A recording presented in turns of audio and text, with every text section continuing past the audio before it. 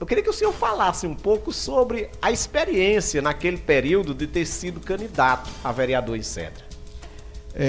Isso é uma missão que a gente traz na vida, às vezes até taxada de impossíveis, né? Eu costumo, como eu falei agora há pouco, agora eu vou falar assim um pouco também rapidamente do amigo hoje Joe da Pisadinha, de quando começou a sua história também, né? Ele tem uma história muito parecida com a minha.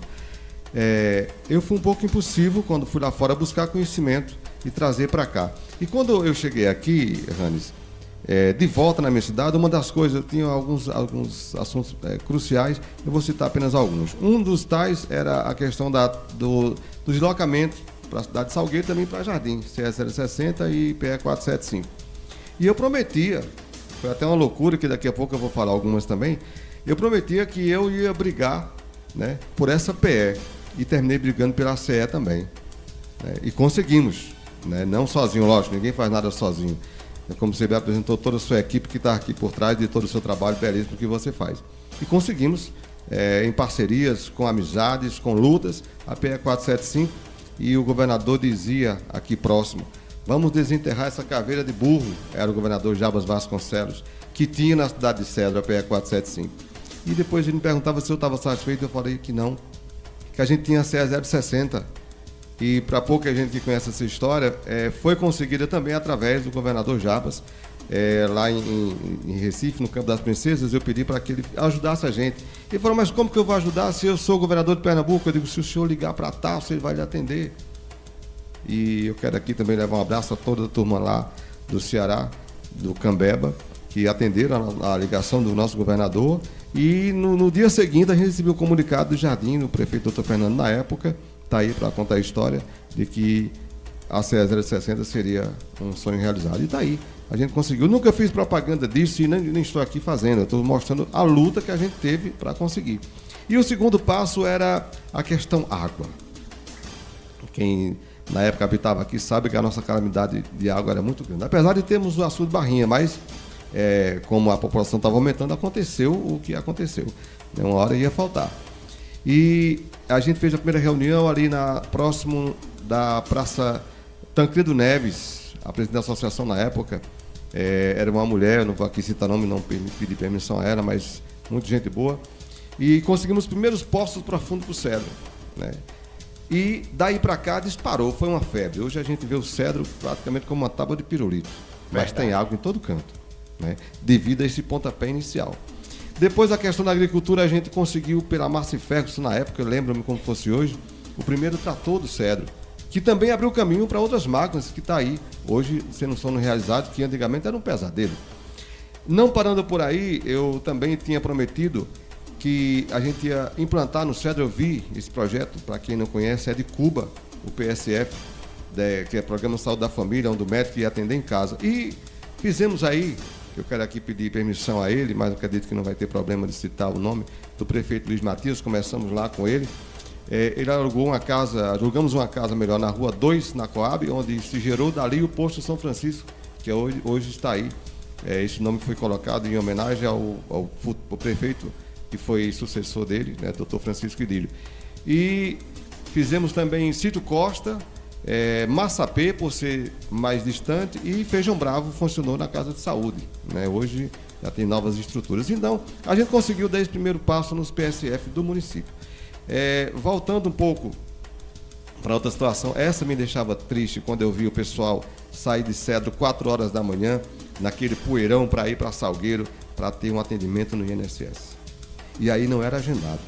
Você esperar o dia inteiro, às vezes, o motorista do carro, também não vou citar nome, mas muita gente lembra dessa história, vinha para o Cedro e voltava à noite para pegar o pessoal que estava lá.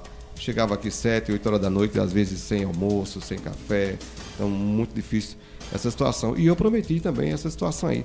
Quero aqui, eu não sei se ela vai estar nos ouvindo, onde ela estiver morando hoje, doutora Vera Rocha. Na época ela era superintendente do INSS em Brasília. E através de um deputado amigo da gente, na inauguração do asfalto de Exu, no Pernambuco, eu fazia esse pedido e ele ligou para ela, e ela atendeu muito bem, e disse, se você arrumar o local, eu dou o Previcidade para o Cedro. Eu digo, o que é Previcidade? Esse é o posto do INSS, porque por ser cidade pequena vai ser atendido como Previcidade. E a gente conseguiu. Eu passei para o prefeito, que na época era Dr. Francisco Idílio, e a gente conseguiu trazer o pré-candidato para o Cedro. Né? Hoje não tem mais, né? Cheguei, não vi de volta e fiquei triste com isso. Mas a gente conseguiu trazer e naquele momento a gente sanou essa situação do INSS no Cedro. Adiantando mais um pouco, voltando para a política, tem muitas coisas mais que a gente caminhou junto com o povo do Cedro e dizia que não era candidato em 2004 para, no caso, reeleição de vereador, apesar de ter sido só secretário, eu digo, eu não sou candidato. E muita gente, não, ele vai. E eu queria só mostrar... Nesse caso, o senhor foi secretário. Secretário na época e tive a oportunidade de assumir a Câmara, acho que por 3 vezes, né? Mas preferi não.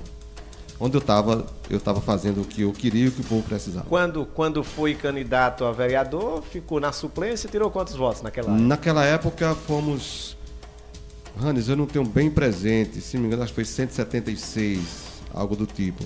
Aí teve uma urna que foi impugnada, onde se ela tivesse sido válida, teve problema, a gente iria para 216. Mas para aquela época era bem votado. Né? Era bem votado. Porque o número de votantes tem, creio eu, que chegaria aí a 3 mil e pouco, 4 mil votantes, não era assim? Não, era mais ou menos isso. 3.356, se não me falha a memória, ganhamos a eleição para prefeito. Ou seja, se a gente for trazer em números, o senhor tinha tirado, se fosse nos números de hoje, em torno de 400 votos, mais ou menos. Mais ou menos. O último vereador entrou com 211.